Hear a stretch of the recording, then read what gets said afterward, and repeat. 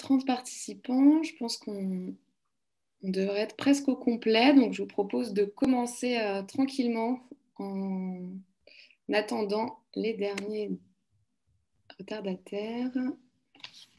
Alors, c'est moi qui accepte en même temps, donc je suis vigilante. Hop. Donc, bienvenue sur ce point presse de la Convention des entreprises pour le climat. Moi, c'est Anaïs Grezon et j'animerai cette heure prochaine avec vous. Je suis ravie de vous retrouver et merci de l'intérêt donné à cette initiative. Je vais vous énoncer quelques règles pour que tout se passe bien. Donc, je vous invite tous et toutes à mettre vos micros en mute pour pouvoir ne pas interférer sur les différents intervenants. Je vous précise également que ce point presse est enregistré d'ailleurs, puisqu'on souhaite le diffuser sur notre site internet dans l'espace presse et l'envoyer aux journalistes et médias qui souhaitaient être présents mais qui ne peuvent pas aujourd'hui. Donc si vous ne voulez ne pas apparaître sur cette vidéo, je vous invite à désactiver votre caméra et à poser les questions si vous en avez sur le chat. Je vous propose et vous préconise d'afficher le mode intervenant également, qui est plus sympathique pour voir les invités discuter et parler. Au lieu d'avoir une mosaïque de photos, vous aurez comme ça la personne qui parle en grand écran. Et petite précision, c'est un point presse, donc on vous enverra tous les détails et toutes les infos en fin de cette session avec un dossier bien complet par mail à chacun et chacune des participants. Donc voilà, ça c'était pour les petites règles de l'application Zoom. Hop, j'accepte en même temps les derniers. Et je vais partager mon écran.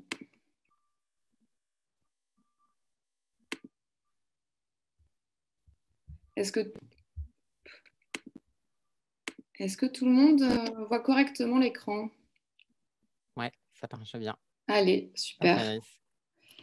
Donc, concernant le déroulé, on va passer la première demi-heure avec l'équipe de la CEC et 3 dirigeants participants de la convention. Et on passera sur une phase de questions-réponses sur les 30 dernières minutes. Donc, on vous invitera à ce moment-là à passer et à présenter toutes vos interrogations. Donc, concernant les intervenants, on a avec nous aujourd'hui et on a le plaisir d'accueillir Éric Duverger, qui est initiateur et cofondateur de la Convention des entreprises pour le climat. On a également Yannick Servant, qui est cofondateur lui aussi et responsable de la communication. À ses côtés, À ses côtés, Grégoire Frati, qui a été membre de la Convention citoyenne pour le climat et qui nous a rejoint dans le pôle communication presse de la CEC. Et on a le plaisir aussi d'accueillir en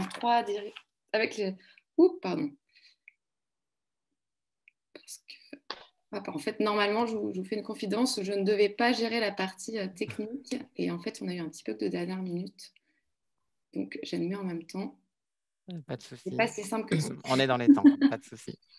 Et donc, je vous présente aussi 3 dirigeants qui participeront à cette convention des entreprises, qui sont Sophie Robert-Velu, COO de Mustela, en direct de Paris, Christophe Martin, qui est directeur de Renault Trucks, qui lui est à Lyon, et David Sussman, fondateur de l'entreprise Sifoodia, en direct de Marseille. Bienvenue à tous et merci d'avoir répondu présent.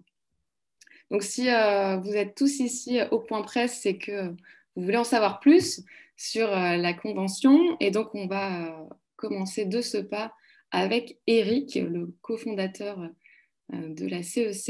Éric, est-ce que tu peux nous en dire un peu plus sur l'histoire de cette convention des entreprises pour le climat et d'où vient cette idée? Oui, avec grand plaisir, Anaïs. Donc, bonjour, merci beaucoup d'être avec nous ce matin. Donc, je suis Éric Duverger, l'initiateur de ce projet de la CEC. Quelle est l'origine du projet? Pour ma part, j'ai travaillé plus de 20 ans dans le groupe Michelin, dans différents pays, différentes fonctions. Et j'ai lancé cette initiative de la CEC en juillet 2020 par l'effet conjugué de plusieurs éléments déclencheurs. Le premier, c'est une prise de conscience personnelle devant les dégradations en cours. Le deuxième élément déclencheur, c'est mon observation que les entreprises se sentent de plus en plus concernées par les sujets du climat et de la biodiversité, mais elles restent encore coincées dans les schémas existants. Et à mes yeux, la RSE classique ne suffira pas pour inverser les courbes. Et puis, un déclic s'est produit pour moi lors de la restitution des travaux de la Convention citoyenne pour le climat. Les 150 citoyens avaient travaillé d'arrache-pied pour faire bouger les lignes. Et l'idée d'un relais par une convention des entreprises s'est alors imposée à moi comme une évidence. Voilà, c'est exactement il y a un an. Donc, j'ai décidé de prendre 2 années sabbatiques pour me dédier à ce projet de la construction de la CEC. Une année pour préparer le projet et puis une année pour dérouler le projet. Donc, on est aujourd'hui à 2 jours du lancement de la convention. Au cours de mon chemin, j'ai eu la chance de rencontrer beaucoup de gens qui ont cru en ce projet et on s'est mis au travail. Et donc, voilà, Anaïs, Grégoire, Yannick font partie de notre équipe et nous sommes aujourd'hui plus de 70 bénévoles qui allons contribuer à l'organisation de cet événement. Voilà en quelques mots, Anaïs. Merci Eric. Et alors, cet événement, quel est son rôle en fait à jouer dans la société? Quelles sont ses missions, sa raison d'être? En fait, avec les 70 bénévoles de la CEC, nous venons tous du monde de l'entreprise et nous aimons l'entreprise. Donc, la première mission de la CEC, c'est de placer les entreprises au cœur de la transition. En fait, il faut aussi dire, notre constat, c'est que les entreprises savent aujourd'hui qu'elles ne peuvent plus jouer avec le feu. Elles font de plus en plus de choses pour limiter leurs impacts, mais à nos yeux, la plupart des dirigeants sont encore sous-informés et la plupart des entreprises en gardent encore sous le pied. Elles mettent en œuvre souvent ce qui les arrange le plus et elles sont encore trop peu à faire le maximum. Donc, je te propose de montrer le slide en un slide, quelle est finalement la raison d'être de la CEC. Et c'est notre slide des curseurs. En fait, la raison d'être de la CEC, c'est de pousser les curseurs au maximum et de montrer concrètement à quoi ressemble un standard de transition au maximum. Donc, pour réussir cette mission, nous avons réuni un panel de 150 dirigeants qui représentent des entreprises de toute la France. Vous en avez 3 ici, de toute taille et aussi de tous les secteurs d'activité. Et dans les 8 mois qui viennent, nous allons assister à des réinventions profondes, à des redirections de modèles d'affaires. Et donc, si nous réussissons notre mission, nous pensons qu'il y aura un avant et un après la CEC.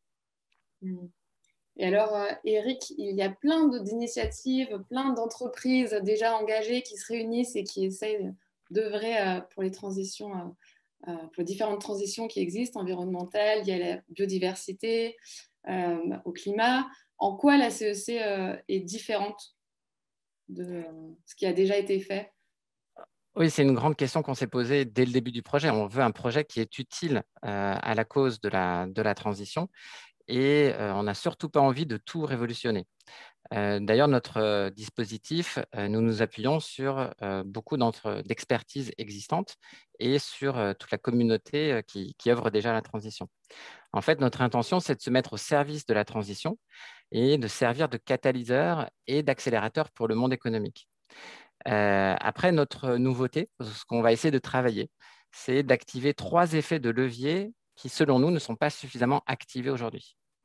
Le premier, c'est d'obtenir l'engagement, l'implication personnelle des dirigeants. Et dans beaucoup de cas, les dirigeants considèrent la RSE comme une fonction support qui est déléguée. Et selon nous, le changement part de l'intérieur et le changement part aussi du leadership du dirigeant. Donc, on a une convention de dirigeants d'entreprise. Le deuxième levier, c'est de demander aux conventionnels d'investir du temps à la hauteur des enjeux, à l'instar de ce qui s'est passé avec la Convention citoyenne. Donc, la CEC, elle demande 12 jours pleins, investis sur 8 mois pour prendre le temps de la réflexion. Et selon nous, c'est ce qu'il faut à minima pour être sérieux sur un sujet aussi important que la transition. Et enfin, la troisième chose qu'on veut apporter, c'est un effet de souffle, c'est une dynamique puissante de force collective parce qu'on est sur un enjeu très, très difficile, très complexe Et il va falloir pour cette équipe de la convention d'arriver à garder le cap malgré les turbulences. Et donc, on compte sur cet effet de travail collectif, de dynamique collective. On sait que c'est un sujet très complexe. Il y a des changements à opérer qui sont très difficiles, des freins à lever. Et pour les dirigeants, souvent des injonctions contradictoires entre toutes les priorités qu'ils doivent gérer. Donc, on pense que cet effet d'entraide entre les 150 va permettre d'atteindre des nouveaux standards. Voilà en quelques mots ce qu'on va essayer d'apporter à cette cause. Merci Eric. Et sur cette slide, on voit 8 mois de travail collectif, donc on a forcément envie d'en savoir un peu plus sur le programme. Est-ce que tu pourrais nous livrer un avant-goût et nous dire concrètement à quoi va ressembler le dispositif? Oui, avec plaisir. Donc, si tu peux présenter, on a deux slides. Alors, tout d'abord, les chiffres clés et sur la participation. Donc, on a des 150 entreprises qui couvrent 250 000 collaborateurs et au total, 36 milliards d'euros de chiffre d'affaires représentés. On a toutes les régions de France qui sont représentées et vraiment tous les secteurs de notre économie qui vont être embarqués dans la convention. Si tu enchaînes sur le prochain slide, donc effectivement, sur le dispositif, on est sur un dispositif en 6 sessions avec un enchaînement d'une première session qui est assez proche de ce qu'ont vécu les citoyens. On l'appelle la session du constat et de la projection dans le monde d'après. Donc, c'est 2 jours et ça va démarrer dès jeudi soir, dans 2 jours, à Paris. La session 2, elle est pour chaque dirigeant d'envisager un nouveau cap et de commencer la réinvention de son organisation. Cette session aura lieu à Lille à la fin du mois d'octobre. La troisième session, c'est la question des nouveaux indicateurs, de se donner les bons indicateurs pour prendre les bonnes décisions. Donc, on l'appelle la nouvelle boussole. Il y aura des sujets, une thématique autour des décisions de finances, de comptabilité et de mesures d'indicateurs pour arriver à prendre des décisions différentes. Cette session aura lieu à Nantes au tout début décembre. Et puis ensuite, on va basculer dans une séquence d'emmener en fait les organisations une fois que le cap aura été donné. Et donc, la session 4 aura lieu en janvier à Lyon autour du génie humain, donc des sujets autour de l'innovation, autour du marketing et d'arriver à innover, proposer des nouveaux modèles d'affaires qui régénèrent le vivant et la biodiversité. Et puis, la session 5 va être clé pour les dirigeants, puisque c'est la question d'embarquer l'équipage. Donc, le dirigeant se retrouve parfois seul par rapport à ces défis. Et donc là, on va travailler collectivement pour voir comment embarquer au mieux toutes les équipes de l'entreprise et montrer aussi des nouveaux modèles de leadership et d'organisation pour libérer l'énergie à l'intérieur des entreprises. Donc, cette session aura lieu en mars à Marseille. Enfin, on préparera, comme les citoyens, une session de témoignage qui aura lieu au mois d'avril à Paris pour vraiment témoigner de ce qui aura été vécu et préparer la démultiplication de la CEC au monde économique, politique, mais aussi médiatique. Voilà en quelques mots. Merci Eric. Est-ce que tu souhaites dire quelques mots supplémentaires sur le Oui, comité de garant qui tout à fait. accompagnera Alors, ce programme? donc, ce que je te propose, on peut partager effectivement là assez rapidement, puisque c'est des éléments qui seront dans le dossier de presse. Donc, on a réuni un comité de garants pour donner un ancrage à cette convention et aussi lui donner sa tonalité d'exigence et de bienveillance. Donc, on a à la fois des représentants de la communauté économique et des cercles de dirigeants, comme le COMEX 40 du MEDEF, par exemple, représenté par Paola Fabiani. On a aussi des institutionnels comme Arnaud Leroy, le président de l'ADEME, ou Nicolas Dufour, le président de la BPI. Et puis, on a aussi un souci d'exigence par rapport à cette convention pour qu'elle puisse vraiment montrer des curseurs au maximum. Et donc, on a notamment Mathieu Ozano, le directeur du Shift Project, les étudiants Pour un réveil écologique, représentés par Léa Falco, qui est une étudiante à Sciences Po. Donc, on compte sur cette nouvelle génération pour pousser les dirigeants à aller le plus loin possible. Et puis, par exemple, Auré, représentée par Patricia Savin, qui est très en pointe sur les questions de biodiversité. Donc voilà le comité des garants qu'on a réuni. Il s'est réuni la semaine dernière pour la première fois à Paris. Il nous a donné vraiment des grandes directions et orientations pour qu'on ait un impact maximum. Et puis là, je passe assez vite aussi sur le réseau des partenaires pédagogiques que nous avons construit tout au long de la construction du parcours. Et donc, en fait, voilà, on essaye de prendre les expertises, les accompagnements, les chercheurs aussi, pour à la fois mesurer les impacts et pouvoir s'appuyer sur les meilleurs experts et scientifiques. Et à ce titre, je tiens à signaler aussi que nous aurons pour lancer la convention jeudi soir la présence de Valérie Masson-Delmotte, qui avait déclenché elle-même le démarrage de la convention citoyenne. Donc voilà, la directrice du GIEC. Voilà en quelques mots sur nos partenaires. Merci Eric. Je vais arrêter le partage pour pouvoir enfin voir vos visages. C'est quand même plus sympa quand on interagit tous ensemble. Et donc après avoir eu un peu plus d'infos sur l'origine de la CEC, on a bien compris que celle-ci emboîtait le pas à la CCC, la Convention citoyenne pour le climat. Et on a la chance d'avoir avec nous aujourd'hui Grégoire Frati, ancien citoyen de la CCC et membre maintenant du pôle presse de la CEC. Donc forcément, une question me vient. Grégoire, comment as-tu vécu en fait en tant que citoyen et comment tu as perçu la création de cette nouvelle initiative? Bonjour à tous. Donc oui, je suis Grégoire Frati. J'ai la chance de connaître certains d'entre vous car depuis 2 ans, je suis mobilisé sur la question environnementale. En effet, j'étais l'un des 150 Français tirés au sort pour participer à cette convention citoyenne pour le climat qui a été voulue par le président de la République. Donc ça fait 2 ans, presque jour pour jour aujourd'hui, que j'ai posé mon premier pied au CESE avec le mandat de faire bouger les choses. 2 ans de formation, de construction, de négociation, de frustration, il faut le dire aussi.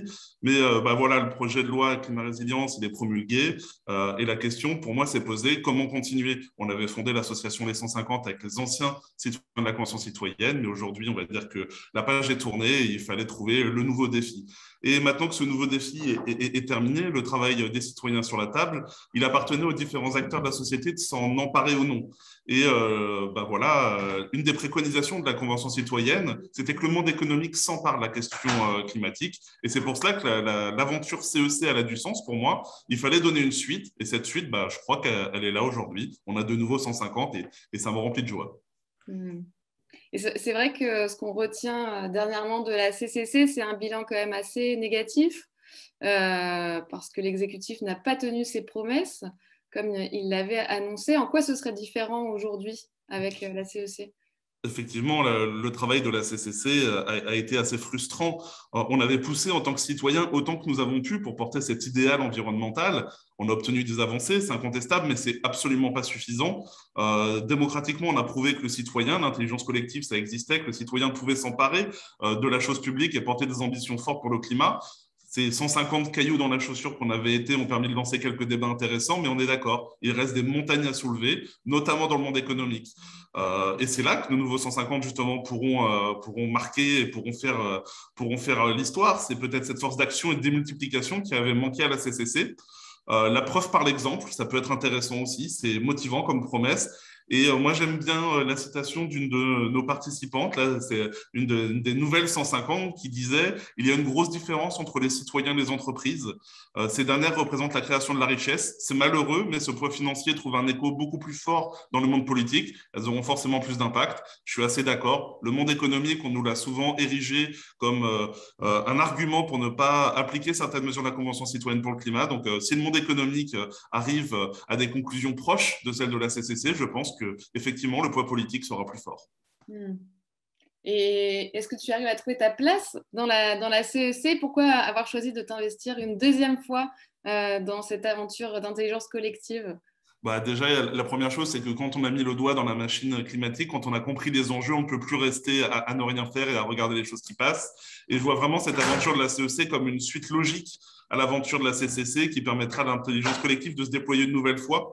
La démographie qui se renouvelle, c'est aussi cela, c'est 150 personnes qui se regroupent pour imaginer un monde meilleur. Alors, je sais, hein, il faut faire attention, le lien entre la CCC et la CEC, ce n'est pas une filiation génétique. Il y a une suite logique, un prolongement, mais chaque convention est unique. La CCC était unique en son genre, il y avait un format, un mandat présidentiel, un impact, mais le mandat de la CCC, il était politique, il était suivi par l'ensemble du gouvernement. Et à l'inverse, la CEC, elle, a cette force là qui fait qu'elle est autonome. Il s'agit d'une initiative spontanée, lancée par des citoyens engagés qui viennent du monde de l'entreprise, voulue par un groupe de bénévoles et accompagnée par un très grand nombre d'acteurs. Donc je pense que cette suite logique, cette CEC va apporter un nouveau souffle, va apporter quelque chose de nouveau, quelque chose que la CCC n'a pas pu faire. Et voilà, aujourd'hui, moi, je pense qu'il faut regarder attentivement ce qui va se passer parce qu'on n'est pas à l'abri, encore une fois, de surprises. La CCC avait été une surprise, la CEC, je pense, le sera aussi. Donc, voilà, si je pouvais participer à ce passage de témoin entre ces deux conventions, moi, je le fais avec grand plaisir. Et encore une fois, je pense que les citoyens ont beaucoup apporté au monde économique et le monde économique a beaucoup à faire. Donc, je suis ravi de pouvoir les accompagner. Merci Grégoire pour ce beau témoignage. Alors, on en sait un peu plus maintenant sur l'origine de la CEC, sur le passage de relais entre la CCC et la CEC. Yannick Servant, responsable de la communication, est-ce que tu pourrais, toi, nous parler du message que vous voulez faire passer à travers cet événement? Absolument, et merci pour la question Anaïs. Je vais essayer de faire court, comme ça on pourra entendre aussi le plus possible Christophe, David et Sophie. Quand on parle du message, ça part d'un problème commun que nous avons, qui est l'inertie. Du côté de la CEC, notre analyse, c'est qu'il y a deux explications principales à cette inertie que nous avons envie de déconstruire avec nos 150 participants. Ces deux explications, premièrement, c'est quelque chose qu'Éric a déjà mentionné, c'est celui des injonctions contradictoires. Et concrètement, ça se pose la question de comment assurer la rentabilité financière de son entreprise, quelque chose qui est mesuré en euros ou en dollars, tout en protégeant notre habitat commun, qui, lui, n'apparaît dans aucun bilan d'entreprise ou dans les comptes de l'État. Et donc, du coup, sur ces injonctions contradictoires, on se retrouve, les dirigeants et leurs entreprises se retrouvent avec un devoir un peu schizophrène de jouer sur deux tableaux complètement différents et même incompatibles. Et du coup, quand on regarde, c'est se dire de réduire mon impact, c'est en général augmenter mes coûts, et donc c'est réduire ma rentabilité. Donc ces injonctions contradictoires, c'est une grosse explication de son inertie. La suite logique de ça, c'est le dilemme du prisonnier, qu'on utilise beaucoup pour expliquer ce qu'on fait. Donc, le dilemme du prisonnier, dans la théorie des jeux, démontre pourquoi la rationalité individuelle s'amène à des solutions collectives qui sont bien moins intéressantes que ce que permettrait la coopération. Et quand on transpose ça au monde de l'entreprise, quand je dirige une entreprise, si j'augmente mes coûts pour protéger l'environnement et que je suis le seul à le faire, je serai vertueux, mais je serai en faillite. Du coup, comme je n'anticipe pas, qu'il est très difficile d'anticiper la coopération de la part de mes concurrents, je n'augmente pas de mes coûts parce que c'est une question de survie. Et donc, le message de la CEC, c'est qu'il est urgent de proposer une solution collective au dilemme du prisonnier, qui est, selon nous, ce qui bloque la redirection environnementale du monde économique. Ça mérite d'être très clair. Merci Yannick. Et alors, puisqu'on va entendre effectivement les participants de cette convention, peut-être juste une dernière question pour toi. Si tu avais un vœu à dire et à souffler pour la CEC, ce serait lequel? Si tu avais une baguette magique et tu devais avoir... Alors, je vais faire une réponse en plusieurs temps. Dans un premier temps, c'est que nos participants, dont David, Sophie et Christophe, vivent une expérience extrêmement forte qui leur permette de se projeter dans un monde qui est non seulement soutenable, mais désirable. Et mon vœu, dans un deuxième temps, c'est que 150 deviennent 1500, deviennent 15 000, deviennent 150 000. Et pour ça, j'ai un petit visuel que j'aimerais partager qui illustre la façon qu'on a d'y réfléchir. Oui, alors je vais essayer. C'est celui-ci. Voilà, alors ce visuel, chez nous, on l'appelle la théorie du sachet de thé. La théorie du sachet de thé, parce qu'il s'agit de faire infuser quelque chose en partant de 150 dirigeants d'entreprise.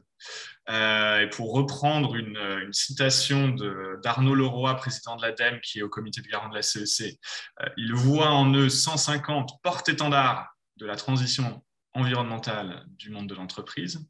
De ces 150 porte-étendards, nous voulons pouvoir porter, inspirer le tissu économique français au sens large. Pour chaque participant, sa région, sa filière, ses syndicats pro, son industrie. Et plus largement que ça, élargir aux décideurs politiques. On a vraiment une logique et une volonté de co-construction.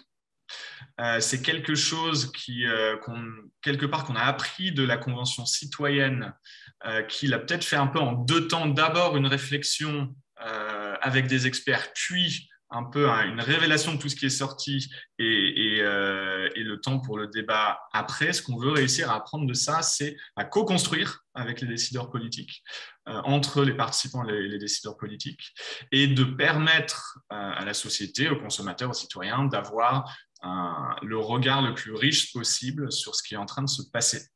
Et mon vœu le plus cher, c'est que la CEC opère une démonstration qui, je ne sais pas si le mot espoir est celui qu'on veut utiliser, mais qui trace une trajectoire désirable. Eh bien, on le souhaite très fortement alors à cette CEC. Alors, je ne sais pas vous, mais moi personnellement, j'ai très envie d'écouter maintenant ceux qui vont se mettre au travail. Et j'ai envie de poser la question peut-être à Sophie Robert-Velu. Pourquoi avoir décidé de rejoindre cette CEC ? Ah, par contre, excusez-moi Sophie, mais je pense que votre micro est désactivé. Je ne vous entends pas. Non, ça ne fonctionne pas. Peut-être passer la parole à David Sussman et on réessayera après avec Sophie. Bonjour, vous m'entendez ? Très bien. Bonjour à tous. Bonjour les amis, bonjour Eric. Donc je vais répondre à la même question. Je vais essayer de le faire brièvement en quelques minutes. Et puis, je n'ai pas préparé ma réponse, donc je vais parler avec enthousiasme et avec émotion parce que c'est en général ce qui me caractérise. Moi, j'ai créé ma société il y a 25 ans. Elle s'appelle Seafoodia. Je commercialise dans le monde entier des merveilles des océans, en fait, des produits de la mer. J'essaye d'être dans le côté durable et responsable, en fait, de la commercialisation des produits de la mer. Je suis sur environ 15% des pêches. Il y a 85% des pêches que je m'interdis parce que justement, ce n'est pas durable, ce n'est pas responsable. Et donc, j'ai vu la surpêche, j'ai vu des choses assez... j'appelle ça, j'ai vu des horreurs, en fait, et je fais court. Et du coup, et j'ai vu le réchauffement climatique il y a 13 ans. Et donc, à ce moment-là, j'ai d'ailleurs décidé non seulement de réorienter mon entreprise pour être sûr que je fasse vraiment des produits durables et responsables. Plus tard, j'ai créé une ONG qui s'appelle Pur Océan, que certains d'entre vous connaissent et soutiennent. Là, je soutiens un autre mouvement qui s'appelle les Transformers parce que je pense qu'il est urgent d'agir sur les 3 axes. Ma conviction, c'est que c'est quand même les entrepreneurs qui changent le monde aujourd'hui. Et si on a la chance, regardez, d'être connecté, de se parler, d'être sur nos téléphones, bref, d'avoir la vie qu'on a, c'est évidemment grâce aux politiques, mais c'est beaucoup grâce aux entrepreneurs. Je pense donc que c'est urgent qu'en fait, on se mobilise et que le monde de l'entreprise, en fait, évolue. On a le temps du pourquoi. Évidemment, le changement climatique et l'urgence de cette préservation, je crois qu'on en est tous conscients. Je suis à Marseille aujourd'hui, je viens de vivre, je serai d'ailleurs en retard malheureusement pour le début de la convention parce que je suis très impliqué à l'IUCN. Vous savez qu'on a le Congrès mondial de la nature. Je crois que la prise de conscience, elle est là. Elle est là pour le citoyen, elle est là pour les entrepreneurs. Les entrepreneurs, désormais, la question, ce n'est pas pourquoi je le fais, c'est comment je le fais. Comment je le fais très concrètement dans mon entreprise, comment ça va se dérouler pour pouvoir se transformer et pour à la fois en interne et en externe, transformer sa boîte pour qu'elle soit plus responsable et atteindre les objectifs qui ont été fixés à horizon 2030. Donc, c'est le temps de l'action. Et donc, pour moi, c'était… D'ailleurs, j'avais fait un post au mois d'octobre dernier après le CCC en disant justement qu'il fallait qu'on fasse ça au niveau des entreprises. Donc, je suis vraiment ravi, dès que j'ai pu échanger avec Eric, de m'engager à vos côtés immédiatement parce que pour moi, encore une fois, c'est les entrepreneurs qui vont changer le monde. Je crois qu'il faut aller très loin. Il faut non seulement avoir des entreprises à mission, mais aller plus loin, créer des P-Corp et puis donner envie aux nouveaux entrepreneurs de se lancer, de se transformer Il y aura des entreprises qui vont disparaître, ce n'est pas grave, il y en a plein qui vont naître, c'est des bonnes nouvelles. Moi, je crois à cette blue et à cette green economy. Je crois qu'on va être dans un monde de croissance. Je ne suis pas du tout inquiet pour le futur parce que les entrepreneurs, nous, on est optimistes et on trouve toujours des solutions. Là, la seule différence, c'est qu'il faut aller très, très, très, très vite. Mais quand on voit ce qu'on a été capable de faire en un an, par exemple, pour trouver des solutions sur le Covid, quand on est capable de tous mettre des masques et de changer notre vie en l'espace de quelques semaines, je crois que c'est la même urgence qu'on doit avoir au niveau de l'environnement aujourd'hui pour le préserver. Et si on s'y met ensemble, ça peut fonctionner. Je l'ai vu à de nombreuses reprises. Là, je vois des entrepreneurs parmi les 150 qui sont vraiment extraordinaires. Et en fait, si ensemble, on s'organise pour trouver quelques solutions, moi, je crois que c'est une goutte d'eau qui deviendra un ruisseau et qui deviendra un tsunami. Et donc, merveilleuse initiative. Je suis ravi d'être à vos côtés. Quelle belle image. Merci, David. Anaïs, est-ce que vous m'entendez là? Parfaitement. Ah. Sophie, c'est à vous. Pardon. Merci beaucoup parce que c'est un moment très fort pour, je pense, les 150 dirigeants et leur planète championne, donc les duos d'entreprise.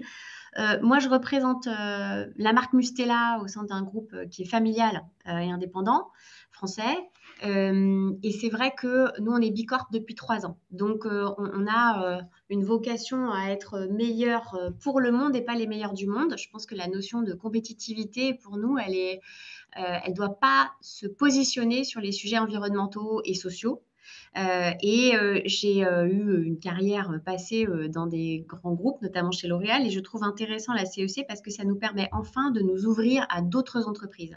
On parle beaucoup d'économie circulaire, on parle de trouver des solutions, et je pense que nous, ça fait 16 ans que Mustela et Expansience travaillent en cercle fermé plutôt sur comment déjà nous, on fait mieux les choses au sein de notre entreprise.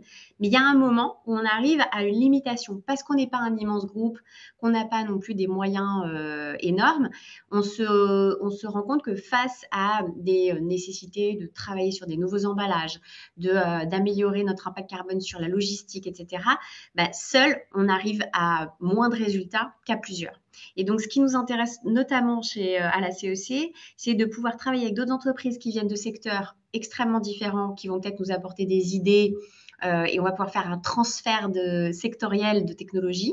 On peut aussi aller chercher l'amont et l'aval de la chaîne de notre activité pour aller regarder comment on peut travailler ensemble avec nos pharmaciens, avec des groupements de pharmacie, avec les fournisseurs d'ingrédients, les transporteurs, les emballeurs, comment on peut mieux travailler en coopération et vraiment essayer de travailler, de dépasser la compétition, mais travailler sur l'union des forces.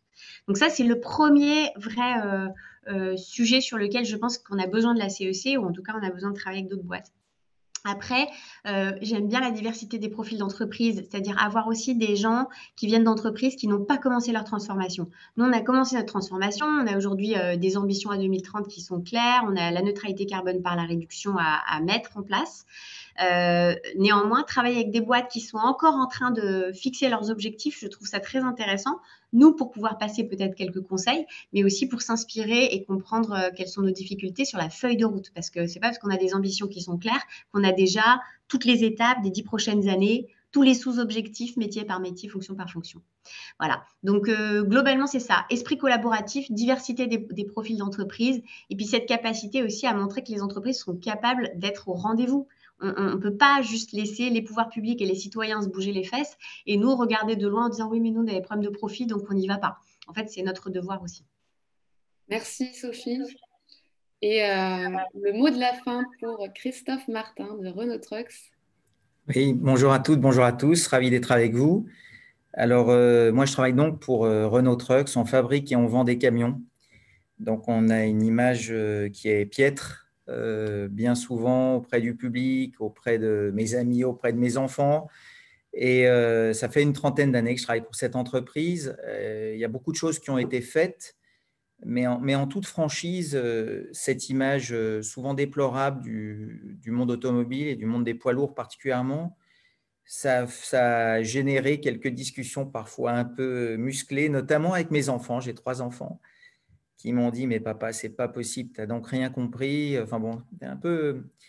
Et puis, j'ai été contacté un peu incidemment par une amie pour rejoindre la CEC. On m'a présenté le projet et c'est vraiment un mouvement qui est d'abord personnel. un mouvement d'un quinquagénaire ébranlé sur mais qu'est-ce qui se passe et est-ce que donc on ne peut pas se repenser, on ne peut pas se réinventer à 50 ans. Et en tant que dirigeant, j'ai tchatché un peu avec des membres de l'équipe. Et là, j'ai eu un accueil extraordinaire des équipes. Quand j'ai évoqué le fait de rejoindre la CEC, quand on est dirigeant, on prend parfois des décisions qui n'emballent pas tout le monde. Mais là, de manière assez incroyable, chaque fois que je discutais avec des membres de l'entreprise, c'était « mais c'est génial, c'est un projet fabuleux ». Et ce que je ressentais de manière claire, c'est que, et puis c'est un peu la tarte à la crème, mais c'est que cette volonté de sens et d'aller au-delà du pur business, c'est quelque chose de partagé, pas seulement d'ailleurs par les jeunes générations, mais vraiment on a le sentiment de vouloir porter un projet d'équipe qui fait du sens. Alors, travailler pour les clients, travailler pour les actionnaires, travailler pour les salariés, tout ça, c'est toujours aller de soi. Et puis, il y a parfois ces injonctions contradictoires, y compris seulement avec ces acteurs-là. Mais travailler peut-être pour la société au sens large et pour la planète, alors c'est quelque chose, je pense, d'assez galvanisant. Alors moi, mon parcours personnel, je suis à mon avis moins avancé que Sophie ou David, mais j'ai trouvé un accueil super bienveillant dans les premières rencontres qu'on a eues avec les gens de la CEC. J'ai vraiment envie de comprendre, d'écouter, de voir ce qui se fait pour ensuite pouvoir être un porte-parole dans mon entreprise et puis entraîner au sein de mon entreprise. Et puis, on a la chance, Renault Trucks, d'être leader en France avec 30% du marché, d'essayer de diffuser aussi auprès de mes concurrents, auprès de nos clients et d'accélérer ce processus. En tout cas, moi, je suis hyper motivé pour plonger dans cette aventure. Et c'est un mouvement personnel d'entreprise et donc j'espère qu'on ira loin ensemble. Voilà. Merci à vous trois pour vos témoignages super inspirants et merci à l'équipe CEC pour l'explication plus en détail du dispositif. Ça va être l'heure des questions puisqu'il est 11h40 et qu'on a dépassé d'une petite dizaine de minutes. Donc, c'est à vous. Si vous avez des questions, c'est le moment. Je vous invite à réactiver vos micros et de prendre la parole ou si vous ne souhaitez pas prendre la parole, posez la question directement sur le chat. C'est aussi possible.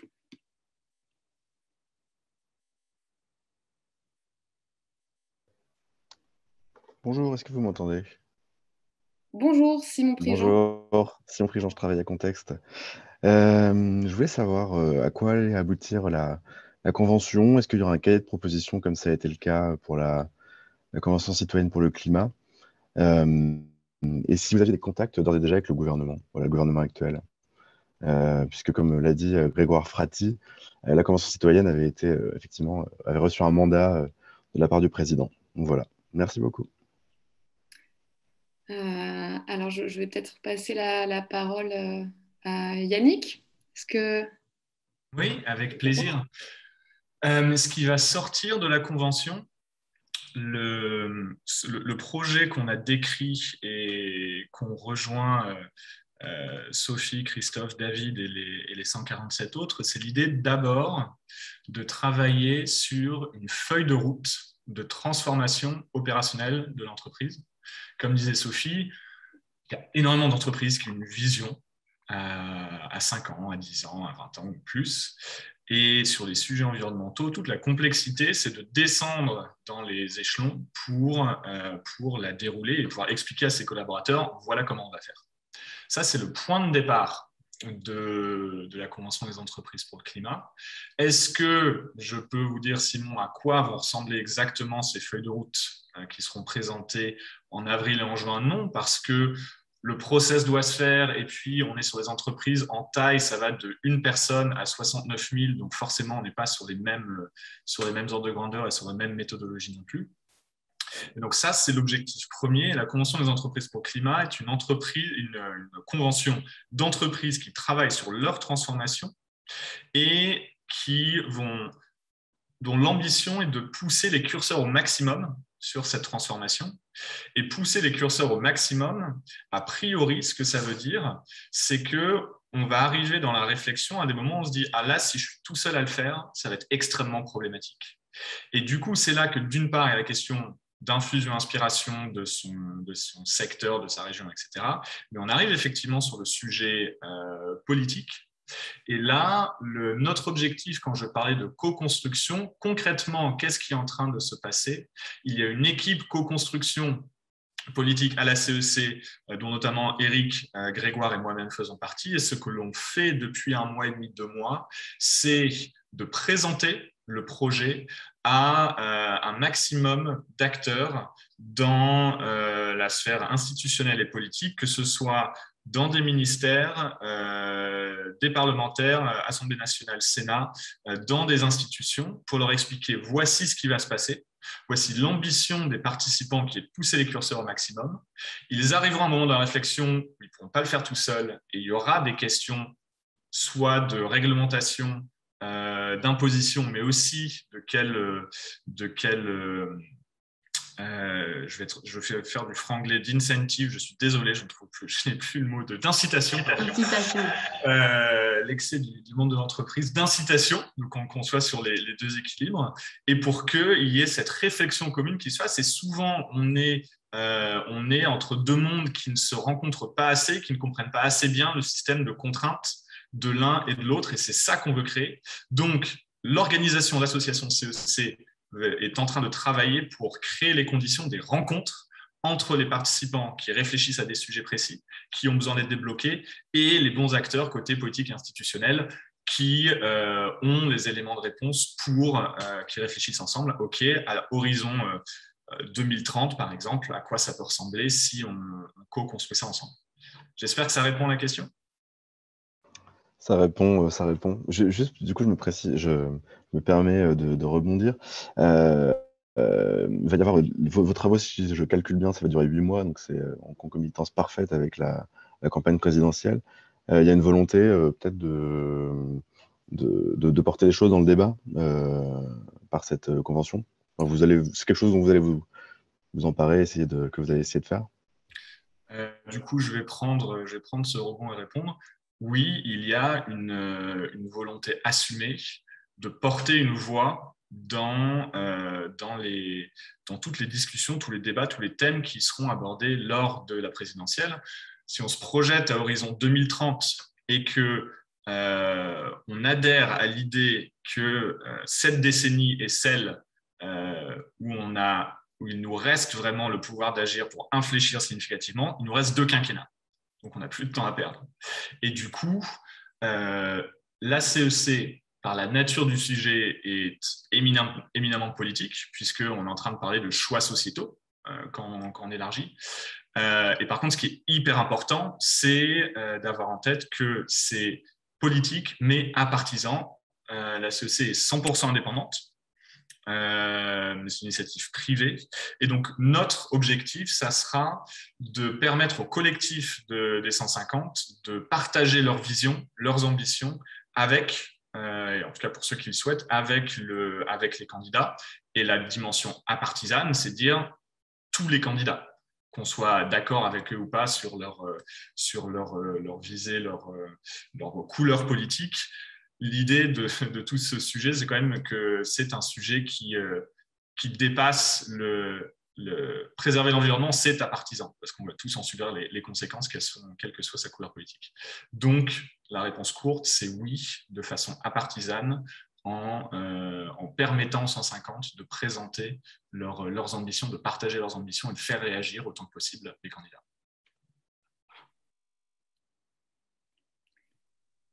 Merci. Bonjour. Pardon. Allez-y. Bonjour Muriel Jacques des Échos. Veuillez m'excuser, je n'ai pas branché ma caméra pour des raisons de connexion insuffisante. J'avais une question concernant les 150 dirigeants qui participent à cette convention. Sont-ils là en leur nom propre ou au nom de leur entreprise? Et s'ils sont là en leur nom propre, j'ai écouté notamment les propos de M. Martin. Comment comptent-ils faire pour entraîner toute leur entreprise lorsqu'elle est, par exemple, bien moins avancée sur ces sujets-là? Peut-être, ce que je propose, c'est de prendre juste le début de la réponse à la question de Muriel, et puis peut-être, Christophe, si tu veux enchaîner. Effectivement, en fait, dans notre communication du plateau des 150, on communique parfois sur les logos des entreprises, puisque c'est 150 entreprises qui s'embarquent, et parfois sur les visages, en fait, les 150 visages qui s'embarquent dans l'aventure. C'est une aventure avant tout humaine. Donc, c'est à double titre que les dirigeants viennent, et c'est l'avantage aussi de faire une convention de dirigeants, c'est qu'ils peuvent engager leur entreprise et leur voix porte la voix de l'entreprise. Mais bien sûr, seuls, ils ne vont pas pouvoir transformer. On sait que la plupart des transformations vont venir du terrain, et les meilleures idées viennent du terrain, de ceux qui savent quoi acheter, comment transporter, comment livrer et comment changer les offres. Donc voilà, donc c'est vraiment à double titre, et cette complexité et parfois cette dissonance qu'il peut y avoir entre la personne et puis la fonction de dirigeant, on va essayer de réduire cette dissonance pour entraîner toute l'entreprise. Là, ce que je propose peut-être, Christophe, c'est que tu enchaînes sur comment tu vois les choses, même s'il y a encore beaucoup d'inconnus, pour voir concrètement comment tu penses que ça va pouvoir se réaliser. Non, d'abord, le premier point c'est que je n'ai pas mentionné, c'est que Renault Trucks, qui appartient au groupe Volvo, est évidemment sur une trajectoire de transformation écologique, d'abord compte tenu d'un cadre réglementaire qui l'impose. Et donc, l'entreprise est déjà en mouvement. Peut-être pour répondre à votre question, ce qui est sûr, c'est que je pense qu'en tant que dirigeant, on n'est pas le Dieu qui fait tomber la pluie, mais c'est sûr qu'on a un impact d'entraînement et que si à titre personnel, on ne vit pas ce mouvement seulement contraint par une réglementation, mais plutôt comme un élan d'un projet porteur de sens et de valeur, alors je pense que la capacité d'entraînement, elle va bien au-delà de l'entreprise. Donc pour moi, il n'y a pas d'opposition entre ma démarche personnelle et le mouvement de l'entreprise. Je pense que l'un nourrit l'autre. Et ce qui est certain à titre personnel, c'est que cet engagement qui va me permettre, je le pense, de mieux comprendre la situation, de rencontrer d'autres dirigeantes et dirigeants qui ont fait évoluer leurs entreprises, je pense que ça peut me donner une énergie et une force pour entraîner l'entreprise générale de Renault Trucks au-delà des mouvements déjà initiés. Je crois que pour moi, ce qui est important, c'est de vivre cette transformation pas comme une nécessité contrainte, mais comme un super projet porteur de sens et d'avenir. Et c'est ça, je crois, qui me motive. Mais pas de contradiction entre ce mouvement personnel et la direction de l'entreprise. Merci Eric et Christophe. Alors nous avons deux questions dans le chat que je vais formuler. Une question du journal La Croix. Pouvez-vous donner une réalisation concrète à laquelle la CEC souhaite aboutir pour dépasser ce dilemme du prisonnier, comme évoqué précédemment, et que les coûts ne l'emportent pas toujours dans les décisions? Eric Duverger, peut-être, pour répondre à ça. Oui, alors effectivement, c'est les conventionnels qui vont travailler, qui vont arriver avec ces mesures concrètes. Donc peut-être là, on va parler d'un scénario. Et pour être concret, parlons du secteur de la construction. On a environ 25 entreprises qui sont dans le grand secteur de la construction, depuis les matériaux jusqu'à, on a des architectes, on a des paysagistes, et puis Bouygues Immobilier, par exemple, comme un grand acteur de ce secteur. Dans le secteur de la construction, on sait qu'il y a des solutions en fait, pour réduire l'impact carbone ou l'impact biodiversité, notamment au niveau des nouveaux matériaux. Des nouveaux matériaux qui peuvent coûter plus cher, ou alors des besoins de recyclage qui peuvent aussi amener des coûts supplémentaires. Donc l'idée, c'est de jouer ce double mouvement que Yannick décrivait, l'exemplarité de ces acteurs qui vont dire « Ok, on s'applique à nous-mêmes ces nouvelles contraintes pour justement montrer l'exemple de la sortie du dilemme du prisonnier ». Et puis ce deuxième mouvement, avec le contact avec le monde politique, qui établit les normes et qui va pouvoir embrayer et créer de nouvelles normes pour tout un secteur et pour essayer de faire basculer tout un secteur du côté de pratiques plus vertueuses. Voilà, c'est juste un exemple de ce double mouvement. On croit beaucoup en l'exemplarité, mais effectivement, on a déjà travaillé cet aspect de co-construction politique pour que finalement le politique puisse mettre une cale et faire basculer tout un secteur. Alors, on espère que ça a répondu à la question. Une autre question aussi dans le chat. Bonjour, y avait-il plus de 150 candidatures? Si oui, comment les participants ont-ils été sélectionnés? Margot Lacroux de Libération. Alors, je peux prendre aussi cette question. Donc, en fait, on a fait un appel à candidature à la fin du mois de décembre. Et on a reçu plusieurs centaines de candidatures, en fait, dans un processus de recrutement qui s'est déroulé jusqu'à la fin du mois de juillet. Donc, effectivement, petit à petit, la CEC a été connue de plus en plus et on a reçu de plus en plus de candidatures jusqu'à la fin où là, on reçoit encore des candidatures jusqu'à maintenant. Il va falloir qu'on arrive à gérer ça aussi. Donc, on a une équipe qui va travailler sur la démultiplication vers ces nouvelles entreprises qui voudraient s'engager. Au niveau de la sélection, on a eu vraiment 2 critères. Le premier critère, c'est vraiment la représentativité du tissu économique français. Donc, on voulait que tous les secteurs soient représentés. On avait un peu de difficulté dans le secteur de la santé, par exemple, et sur notre dernière vague de recrutement, on a recruté plus de 10 entreprises dans le secteur de la santé, qui est majeur à nos yeux, bien sûr.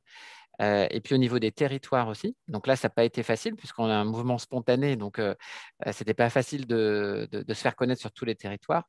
Et petit à petit, en fait, il y a eu un effet sachet de thé et qui nous a permis de recevoir des candidatures de toute la France. Et on s'est efforcé aussi d'assurer une bonne pondération de tous les territoires, sachant qu'on avait quand même une surpondération de l'Île-de-France. Donc, voilà, on a travaillé cet aspect-là aussi. Et puis, pareil, sur les tailles d'entreprise, on est allé chercher nous-mêmes des grandes entreprises où le process de communication et de conviction est bien sûr plus long que pour une plus petite entreprise. Et on s'est vraiment attelé à avoir une représentativité depuis l'entreprise unipersonnelle jusqu'au groupe Orpea qui représente plus de 60 000 employés. Donc voilà, cette représentativité était très importante à nos yeux. Et puis l'autre critère était un critère aussi de force d'entraînement. Donc là, vous voyez 3 dirigeants qui témoignent aujourd'hui, dont on pense qu'ils ont une force d'entraînement, de conviction dans le réseau, et justement pour l'aspect résonance de la CEC. Donc ça a été aussi un critère pour nous de se dire, créons le plateau des 150 qui vont pouvoir faire bouger les lignes au maximum. Voilà, en gros, les 2 critères qu'on a réunis. Merci, Eric. Alors, on entend… Bonjour. Oui, bonjour. Oui, c'est Rémi Barou du journal Le Monde. Je voulais vous poser 3 petites questions, si c'est possible. Vous m'entendez bien? Très bien. Bon. La première, c'est est-ce que les nouveaux conventionnels d'entreprise ont analysé les propositions de leurs précédents, de leurs aînés, si j'ose dire, des citoyens, notamment toutes les propositions, et elles sont nombreuses, qui concernent l'entreprise, le monde du travail, et est-ce qu'il va y avoir une sorte de lecture critique ou de reprise à leur compte de ces propositions de la première Convention citoyenne pour le climat? La deuxième question, c'est il existait depuis des années nombreuses organisations, associations d'entreprises pour l'environnement. Je pense à EPE par exemple. Il y a Auré aussi sur l'économie circulaire. Le MEDEF a fait de moult conférences sur les questions de la transition écologique, énergétique et l'entreprise. Du coup, dans quelle filiation se place cette convention? Est-ce qu'elles sont un peu en concurrence? Est-ce qu'il y a une reprise? Est-ce qu'elles sont adoubées par ces plus anciennes associations? Et enfin, troisième question, l'entreprise, certes, ce sont les dirigeants, mais ce sont aussi les salariés. Et on le voit sur le modèle de transformation des entreprises, il y a souvent beaucoup de discussions avec les partenaires sociaux. Et du coup, cette convention des entreprises, je vois qu'il n'y a pas de syndicats en tant que tel, mais qui réfléchissent de leur côté à comment faire évoluer aussi le monde de l'entreprise et l'économie. Du coup, est-ce qu'il va y avoir une connexion à un moment donné avec cette question des partenaires sociaux? Voilà. Merci Rémi Barou pour ces 2 questions. Je proposerai 3 questions. Tout à fait. Je proposerai bien la première à Grégoire Frati concernant les mesures proposées par la CCC en tant que membre à la fois de la CCC et de la CEC. Bien sûr, c'est une question qui se pose. La Convention citoyenne a produit 149 mesures qui avaient été mises sur la table. Donc, j'imagine que nos 150 dirigeants regarderont ce qui a été fait par la Convention citoyenne, mais pas que. L'idée, c'est de prendre tout ce qui a été fait ces dernières années. La Convention citoyenne a été une brique de ces propositions pour l'environnement, mais il ne faut pas simplement se restreindre à ça.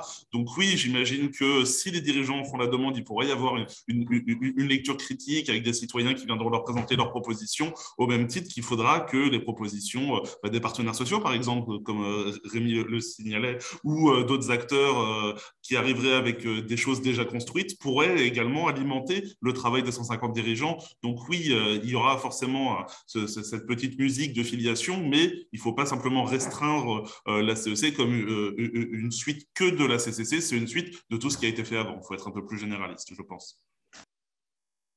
Merci. Et moi, si je peux me permettre,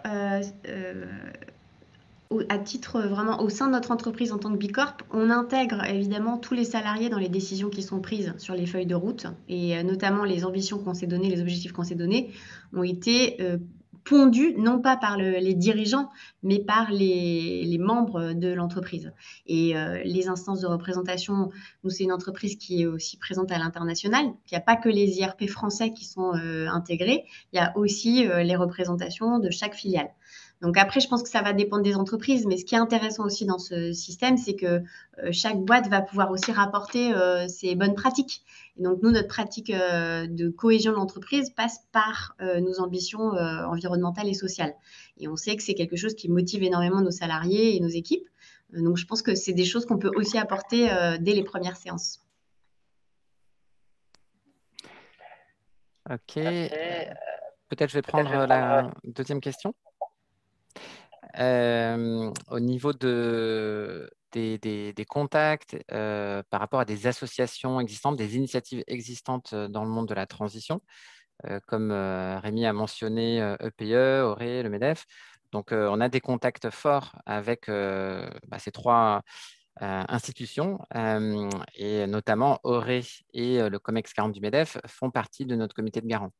Donc, en fait, on est vraiment dans un message de continuité par rapport et de liaison par rapport aux initiatives existantes qui sont bien sûr bienvenues et qui permettent déjà de faire bouger les lignes. Après, notre intention, c'est d'apporter vraiment un message de monter les curseurs. Et c'est là où on pense qu'on peut être utile pour montrer un standard d'accélération avec les 150 conventionnels où on va plus vite, on va plus loin et on envisage une transition plus profonde, notamment une refonte des modèles d'affaires. Donc, notre idée, c'est vraiment de prendre l'existant et de montrer comment on monte les curseurs au maximum. Et c'est pour ça que dans notre dispositif, on a mis en place cet engagement personnel du dirigeant pour éviter l'effet de délégation de la RSE à des fonctions support, vraiment pour embarquer les dirigeants et qu'ils soient partie prenante.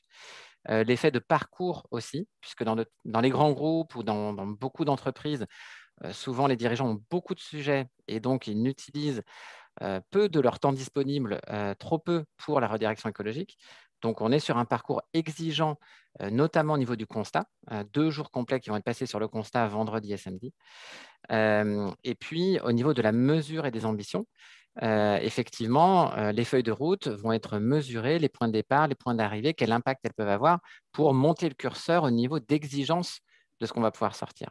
Donc voilà, notre idée, c'est d'essayer d'aller plus loin, mais en liaison, bien sûr, pour infuser dans tous ces mouvements existants qui ont le mérite d'avoir fédéré déjà énormément d'acteurs.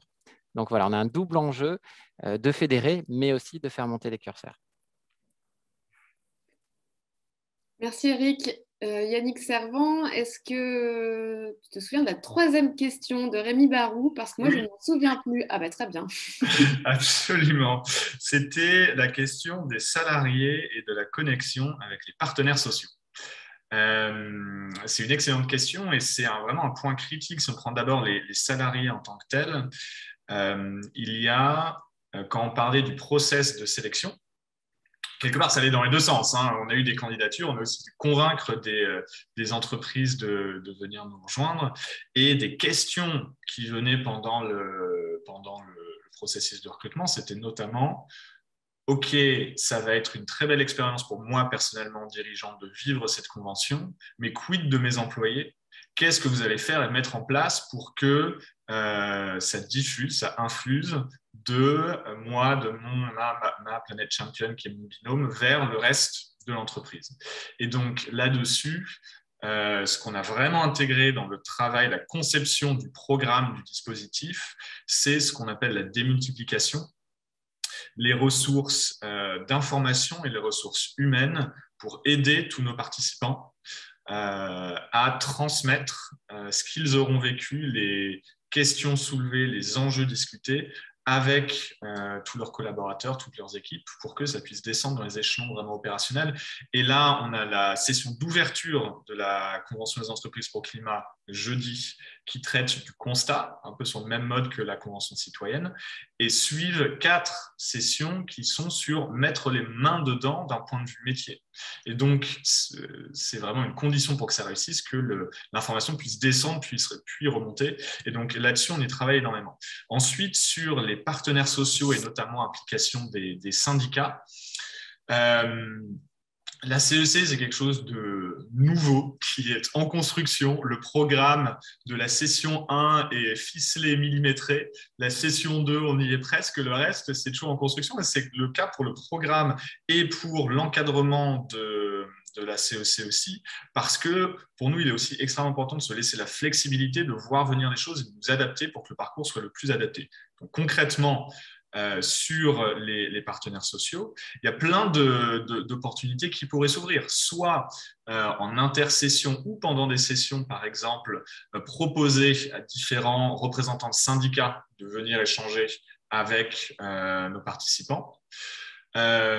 Une autre option dont on a commencé à discuter en se demandant si ça serait intéressant et surtout utile pour la démarche. Nous avons un comité de garants avec pas mal d'institutions représentées et des points de vue extrêmement complémentaires. Aujourd'hui, par exemple, il n'y a pas concrètement de syndicat représentant les employés. On a le MEDEF, on n'a pas le syndicat représentant les employés. Donc, par exemple, s'il y a des représentants de syndicats d'employés qui, un jour, regardent ou bientôt regardent le replay de ce live et se disent « Tiens, on aimerait bien dans le comité de garants », qu'ils nous contactent. Ce sera avec grand plaisir qu'on en discutera. Voilà ce que je peux brièvement ce que je peux dire là-dessus. Merci Yannick. Il est 12h04, donc je vous propose de prendre peut-être une dernière question avant de se quitter. Est-ce qu'il y a une dernière question ?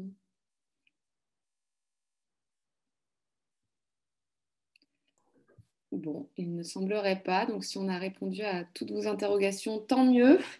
De mon côté, je voulais vous remercier à toutes et tous d'avoir participé à ce point. Anaïs, moi, je peux juste rajouter quelque chose. Bien sûr. S'il te plaît, je vais en profiter parce qu'apparemment, il y a des journalistes. J'espère vraiment que ça va être relayé dans tous les journaux, les magazines, voilà, que les entreprises soient contactées et qu'on soit visible, que les initiatives sont bonnes et qu'elles sont essentielles donc, pour la nature. Donc, cette initiative est belle. Il y en a de nombreuses autres, mais l'important, c'est qu'on en parle parce que, encore une fois, à Marseille, je sais qu'on parle beaucoup depuis 3 jours, on a eu la chance d'avoir le président de la République qui s'est très engagé. Et aujourd'hui, il faut qu'on passe dans le commun. On a le discours du président de la République la semaine dernière. Clairement, la feuille de route qu'il a annoncée à Marseille, c'est pour la France, c'est pour le monde. On a le Congrès mondial de la nature. Maintenant, on a cette initiative. On a bientôt, en fait, une élection présidentielle. Je crois qu'il faut surfer sur tout ça. Donc, j'espère vraiment que les journalistes ont chaud au cœur et vont nous faire de magnifiques articles. Merci. Merci David. Et justement, nous, on est avec Grégoire, Yannick et moi-même à votre disposition si besoin de plus d'infos, de contacts, interviews. On fait avec plaisir le relais. Et on vous donne rendez-vous pour la session 1 qui va commencer jeudi sur le réseau Twitter pour suivre en live toutes ces sessions de travail pendant 3 jours. Donc, n'hésitez pas à suivre la page de la Convention des entreprises pour le climat et les hashtags CEC et CEC 2021 S1. Normalement, on a une petite slide, si je partage, qui présente. Voilà. Donc, rendez-vous sur la page Twitter et on vous souhaite un bon appétit, une bonne journée. Et le dossier de presse vous sera communiqué par mail dans la foulée cet après-midi. Merci à tous.